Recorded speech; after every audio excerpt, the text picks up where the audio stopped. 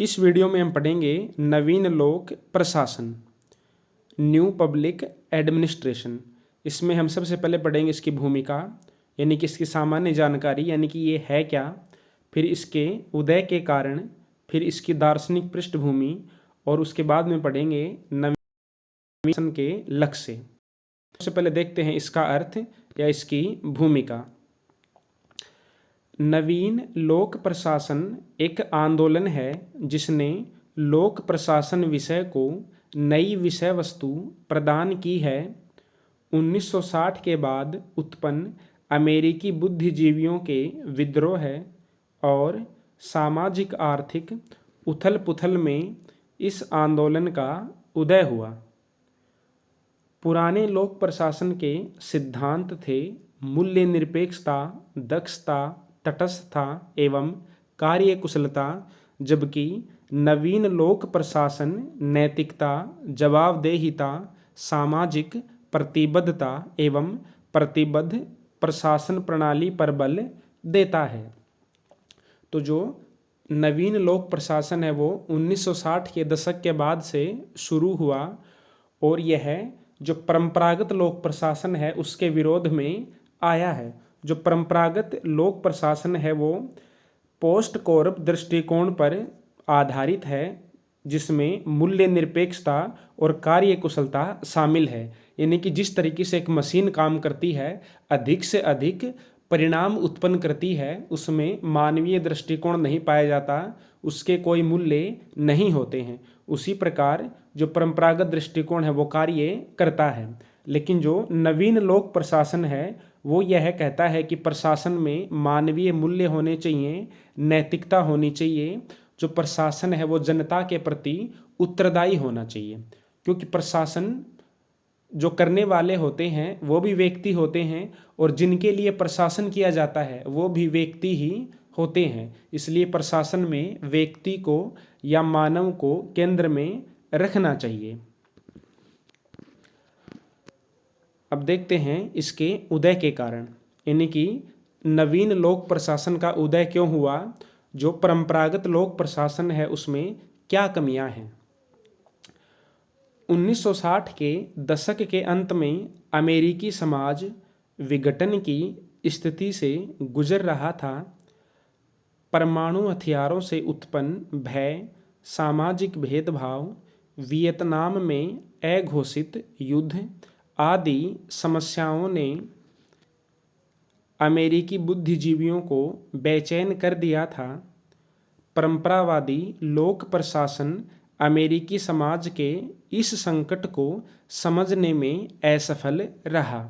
तो जो ये ऊपर दो चार समस्याएं लिखी हैं, इन समस्याओं का समाधान परंपरागत लोक प्रशासन नहीं कर पा रहा था। सामाजिक आर्थिक संकटों से उत्पन्न नई मांगों और चुनौतियों का सामना करने में अपने आप को असमर्थ पा रहा था। समाज के समक्ष खड़ी इन चुनौतियों का उत्तर नए विचारों और नए नारों में ढूंढना आवश्यक हो गया। ऐसा ही एक नया नारा, नया आंदोलन नवीन लोक प्रशासन के नाम से चल पड़ा। तो इसके उदय के कारण क्या हो जाएंगे कि जो परमाणु हथियार है उनका जो भय है, या जो सामाजिक भेदभाव चल रहा था, पर्यावरण की समस्या आ रही थी, भूखमरी, गरीबी, ये जो सारी समस्याएं थी, इन समस्याओं को जो परंपरागत लोक प्रशासन है वो नहीं समझ पा रहा था, वो इन समस्याओं पर ध्यान केंद्रित नहीं कर रहा था। तो इसलिए फिर एक नए दृष्टिकोण की आवश्यकता महसूस हुई और एक नया दृष्टिकोण उत्पन्न हुआ जिसको हम बोलते हैं नवीन लोक प्रशासन। अब देखते हैं इसके दार्शनिक पृष्ठभूमि। नवीन लोक प्रशासन आंदोलन लोक प्रशासन के नवयुवक विद्वानों का आंदोलन है। नवीन लोक प्रशासन शब्द का प्रयोग लोक प्रशासन विषय के लिए नई दार्शनिक दृष्टि का बोध कराने के लिए किया गया। लोक प्रशासन के रूढ़िवादी सूत्रों, कुशलता और मितव्ययता को लोक प्रशासन जैसे गतिशील विषय के लिए अपर्याप्त और असंतोषजनक माना गया। तो जो परंपरागत लोक प्रशासन है वो कुशलता पर बल देता है, मितव्ययता पर बल देता है। और ये सारी बातें तो एक मशीन में पाई जाती हैं, यांत्रिक चीज़ों में पाई जाती हैं। मनुष्य के लिए कुशलता और मितव्ययता ज़्यादा मायने नहीं रखती है, उसके लिए मानवीय दृष्टिकोण जरूरी है। तो जो नवीन लोक प्रशासन है, ये जो परंपरागत लोक प्रशासन की कुशलता और मितव्ययता है उसको असंतोषजनक और अपर्याप्त मानता है। चूंकि समस्त प्रशासन का केंद्र मनुष्य है और मनुष्य को कुशलता के मशीनी ढांचे में नहीं रखा जा सकता, अतः प्रशासन को मानव केंद्रित होना चाहिए तथा उसका दृष्टिकोण मूल्यों पर आधारित होना चाहिए। तो जो नवीन लोक प्रशासन है वो मानव केंद्रित है और मूल्यों पर आधारित है, जबकि परंपरागत लोक प्रशासन न ही तो मूल्यों पर आधारित है और न ही मानव को केंद्र में रखता है। अब आगे देखते हैं। नवीन लोक प्रशासन के समर्थकों ने शोध की प्रासंगिकता पर बल दिया। उनके अनुसार मूल्यों की आधारशिला पर ही ज्ञान की इमारत खड़ी की जा सकती है। इनकी जो मूल्य हैं उन पर आधारित ही अध्ययन होना चाहिए। मूल्यों के बिना अध्ययन का कोई महत्व नहीं है। और जो हम लोक प्रशासन में शोध कर रहे हैं, अनुसंधान कर रहे हैं, वो समाज के लिए प्रासंगिक होना चाहिए। यदि मूल्यों को ज्ञान की प्रेरक शक्ति न माना जाए तो सदा ही यह खतरा रहता है कि ज्ञान को गलत उद्देश्यों के लिए काम में लाया जाएगा। तो ज्ञान वही अच्छा है जो मूल्यों पर आधारित हो। यदि किसी व्यक्ति के पास मूल्य नहीं है, कोई वैल्यूज नहीं है, आदर्श नहीं है, केवल उसके पास ज्ञान है, तो वो उस ज्ञान का प्रयोग अपने स्वार्थ के लिए करेगा, न कि समाज की भलाई के लिए। जैसे परमाणु बम बनाया गया, तो परमाणु बम बनाने वाला व्यक्ति स्वार्थी था, उसको समाज की सेवा से कोई मतलब नहीं था। यदि हम परमाणु बम बनाने की बजाय उसी प्रक्रिया के द्वारा बिजली उत्पन्न करें तो इसका मतलब है कि हम मानवीय मूल्यों को ध्यान में रख करके अनुसंधान कर रहे हैं। ज्ञान का उपयोग यदि सही उद्देश्यों के लिए करना है तो मूल्यों को उनकी केंद्रीय स्थिति पर फिर से स्थापित करना होगा। शोध यानी कि अनुसंधान महत्वपूर्ण सामाजिक समस्याओं से संबंधित होना चाहिए।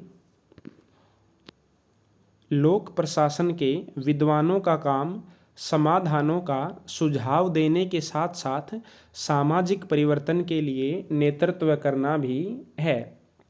तो नवीन लोक प्रशासन मानता है कि जब हम कोई अनुसंधान करते हैं तो वो सामाजिक समस्याओं के संबंध में होना चाहिए, वो सामाजिक समस्याओं को दूर करना चाहिए। और जो लोक प्रशासन के विद्वान हैं उनको सामाजिक परिवर्तन के लिए समाज का नेतृत्व करना चाहिए।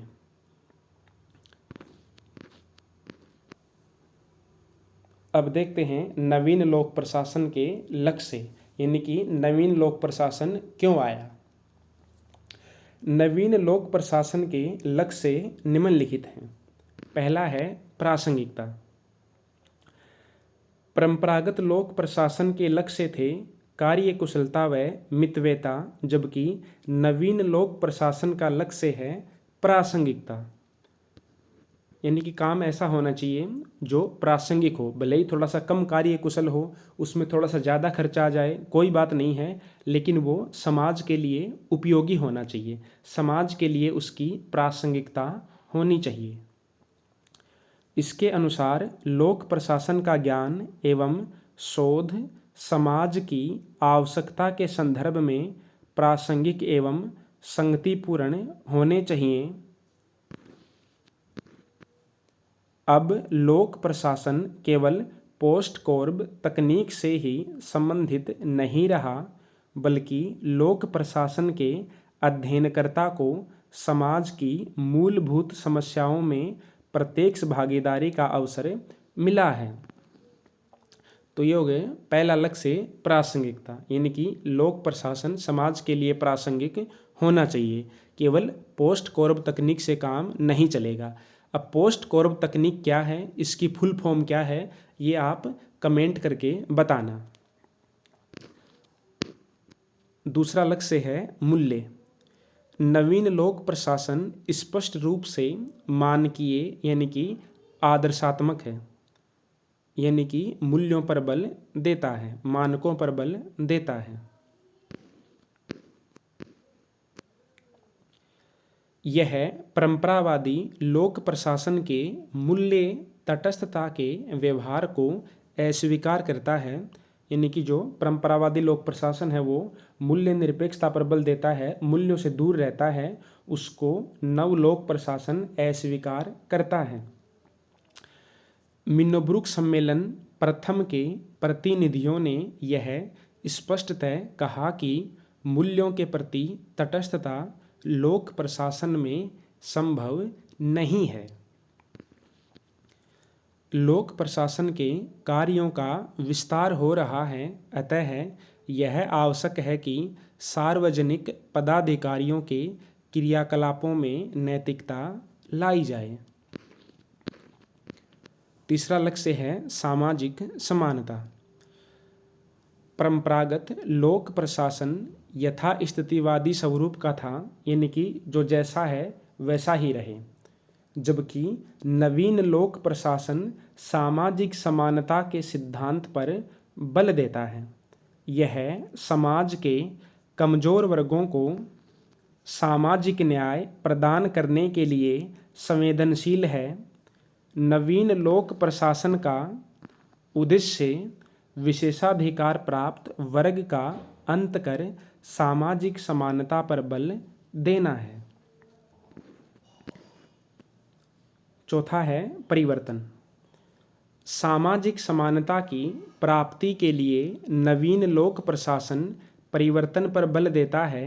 यह समाज में यथास्थितिवाद, शोषण, सामाजिक एवं आर्थिक विषमता को समाप्त कर समानता युक्त एवं शोषण विहीन नए समाज की स्थापना करता है।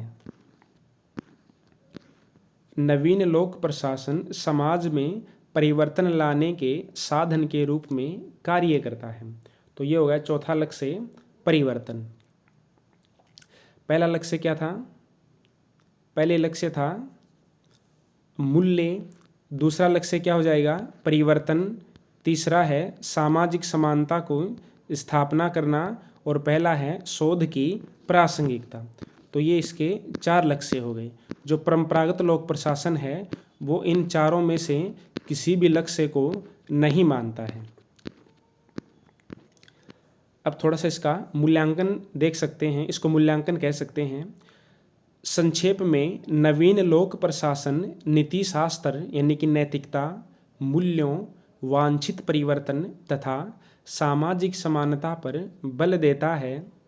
इसके अनुसार मूल्यों की आधारशिला पर ही लोक प्रशासन की इमारत खड़ी की जा सकती है। नवीन लोक प्रशासन के प्रमुख आयाम हैं सहभागिता, विकेंद्रीकरण, मानव प्रेम, ग्राहक उन्मुखी प्रशासन, लोकतांत्रिक निर्णय प्रक्रिया, मूल्यों पर आधारित सेवाभावी प्रतिबद्ध लोक प्रशासन। ठीक है, ये हो गया हमारा मोटा मोटा नवीन लोक प्रशासन, न्यू पब्लिक मैनेजमेंट।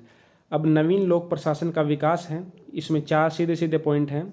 आप याद रखना चाहो तो याद रख लेना, वरना ज़्यादा ज़रूरी नहीं है। जैसे नवीन लोक प्रशासन का विकास हनी रिपोर्ट से माना जाता है जो 1967 में जारी की गई थी। उसके बाद में नवीन लोक प्रशासन के संबंध में 3 सम्मेलन हुए हैं। मिन्नोब्रुक सम्मेलन प्रथम 1968 में हुआ था, मिन्नोब्रुक सम्मेलन सेकंड 1988 में हुआ था, मिन्नोब्रुक सम्मेलन थर्ड 2008 में हुआ था। यहाँ से नेट में काफ़ी बार क्वेश्चन पूछा जाता है मिन्नोब्रुक सम्मेलन प्रथम कब हुआ था। तो ये हो गया हमारा नवीन लोक प्रशासन।